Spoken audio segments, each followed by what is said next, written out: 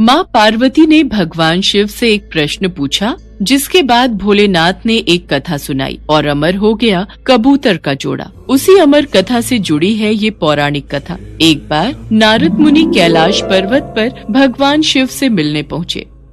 नारायण नारायण, प्रणाम माते। आइए देवर्षि नारद, कैसे आना हुआ? माते, मैं तो भगवान शिव और आपके दर्शन करने आया हूँ, पर महादेव कहीं दिखाई नहीं दे रहे। वे तो भ्रमण के लिए गए हैं, कुछ देर में लौटेंगे। देवर्षि नारद माँ पार्वती से वार्तालाप करने लगे। तभी उन्होंने माँ पार्वती से पूछा, माते, क्या आप अमर कथा के बारे में जानती हैं? अमर कथा? वो कौन सी कथा है? उसके बारे में तो मैं नहीं जानती। नारायण नारायण, माते, जब भगवान भोलेनाथ आएंगे तब आप उनसे इस बारे में पूछना। अच्छा माते, मैं चलता हूँ। नारायण नारायण। पार्वती माता सोच में पड़ गई कि ऐसी कौन सी कथा है जो स्वामी ने मुझसे नहीं कही। तभी भोलेनाथ कैलाश पर लौट आते हैं। माता पार्वती उनसे इस बारे में चर्चा करती हैं।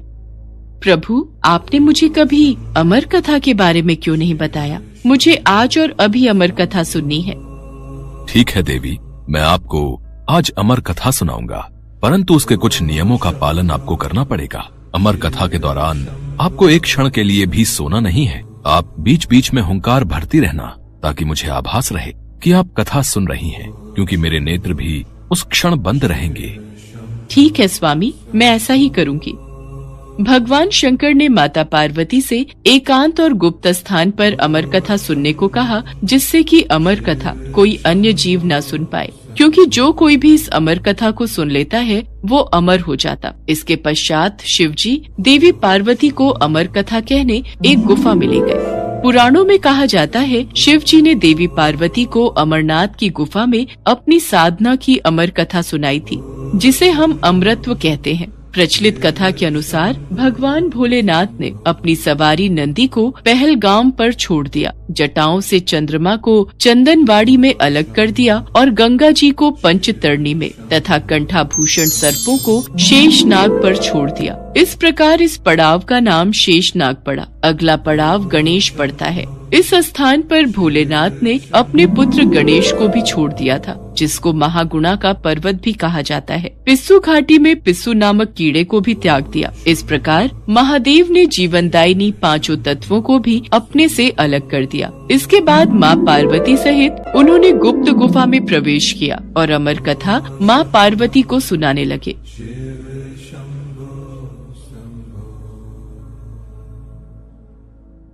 पर कथा सुनते सुनते देवी पार्वती को नींद आ गई और वो सो गईं, जिसका शिवजी को पता नहीं चला। भगवान शिव अमर होने की कथा सुनाते रहे। उस समय 2 सफेद कबूतर शिवजी से कथा सुन रहे थे और बीच बीच में गूं गूं की आवाज निकाल रहे थे। शिवजी को लगा कि माता पार्वती कथा सुन रही हैं और बीच बीच में हुंकार भर रही हैं। इस तरह दोनों कबूतरों ने अमर होने की पूरी कथा सुन ली थी।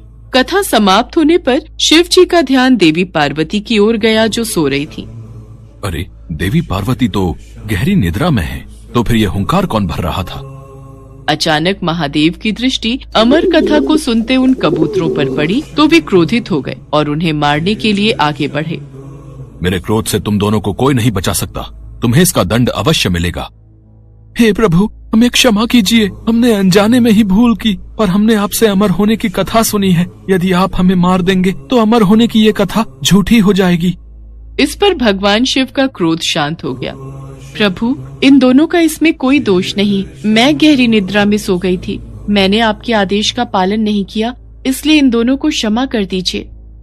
भगवान शिव जानते थे कि अनजाने ही सही पर कबूतरों ने अमर कथा को सुन लिया था, इसलिए वे दोनों अमर हो चुके हैं। इस पर महादेव ने कबूतरों को जीवित छोड़ दिया।